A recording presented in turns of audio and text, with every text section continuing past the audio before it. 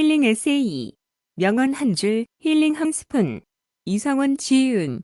3040 출판사. 추천 도서. 수천 년을 넘게 사랑받아온 명언들은 짧지만 강한 울림을 준다. 우리는 때때로 길을 잃고 삶의 무게에 지칠 때가 있다. 그럴 때 단 한 줄의 말이 인생을 바꾸는 힘이 될 수 있다. 성원 출판사. 희망과 용기 1. 骤雨不终日 하루 종일 내리는 소나기는 없다. 해설.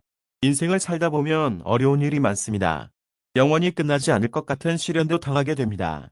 그러나 세상에는 미국 작가 마크 트웨인의 말처럼 그치지 않는 비가 없듯이 인생에서 끝나지 않는 시련은 없습니다. 아침 내내 몰아치는 폭풍도 없고 하루 종일 내리는 소나기도 없습니다.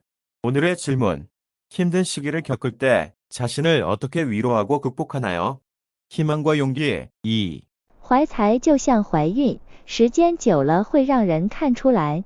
재능을 가지고 있는 것은 마치 임신한 것과 같아서 시간이 오래되면 남들이 알아본다. 해설.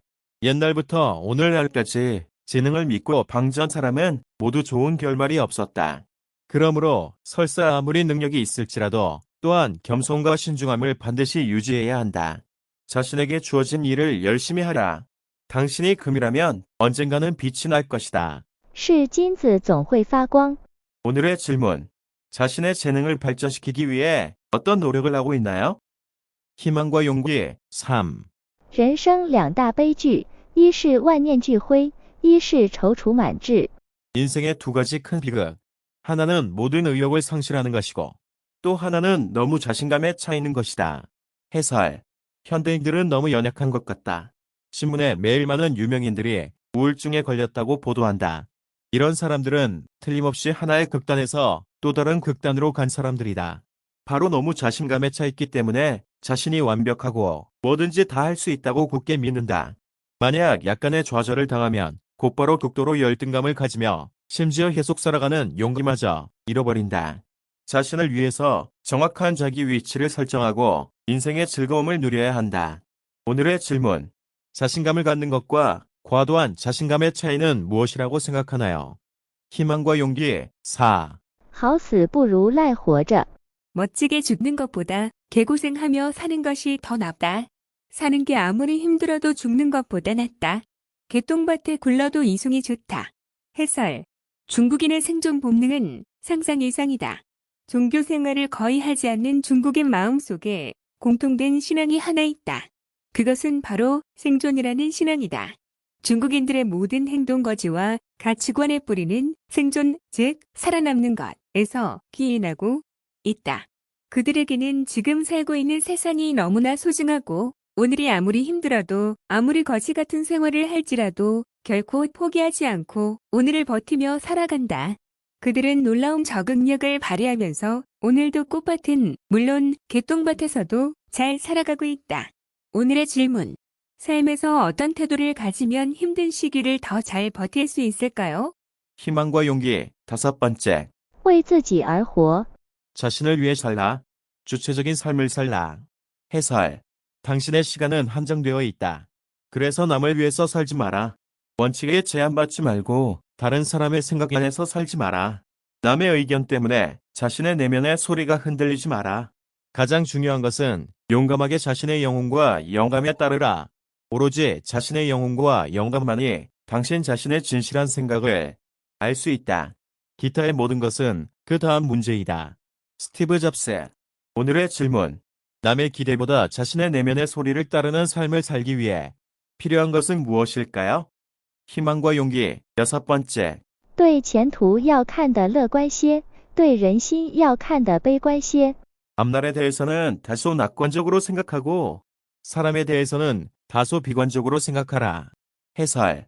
당신이 개에게 3일 동안 먹이를 주면 그 개는 당신을 3년을 기억하지만 당신이 사람에게 3년 동안 잘해주어도 그 사람은 3일이면 당신을 잊어버릴 수 있다. 사람이 종종 개보다 못할 때가 많다. 오늘의 질문. 사람의 변덕스러움을 받아들이면서도 신뢰를 유지할 수 있는 방법은 무엇일까요? 희망과 용기 7번째. 天生我材必有用。 하늘이 나를 낳았으니 나의 재능은 반드시 쓸모 있다. 해설.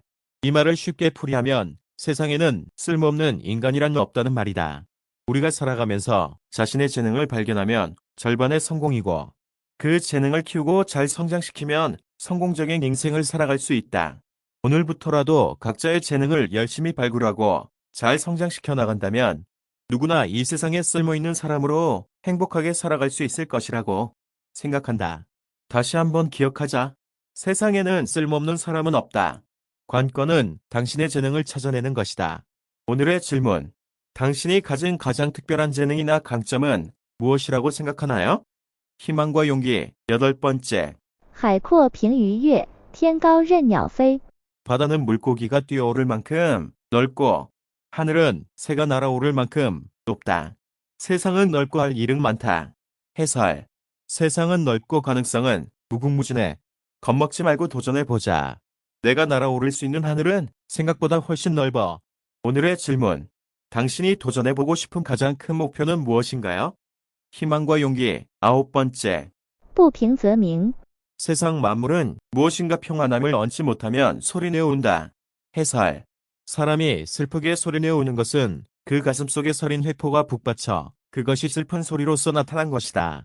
대개 입으로부터 소리가 나오는 까닭은 그 모두가 마음 가운데 무엇인가 불편한 것이 있기 때문이다. 아기의 울음소리, 노동자의 고함소리, 대학생들의 거래연설, 시민들의 첨지를 뒤흔드는 함성. 이 모든 소리는 불쾌한 소음이 아니라 한 맺힌 약자들의 저항의 소리다. 억울한 일을 당하거나 억압을 받으면 불만스럽거나 저항하는 소리를 낸다. 오늘의 질문. 당신은 언제 마지막으로 크게 소리내어 감정을 표현한 적이 있나요? 그 이유는 무엇이었나요? 희망과 용기. 10번째. 物极必反，气满则倾。 사물이 극에 달하면 반드시 반전하고 그릇도 가득 차면 넘친다.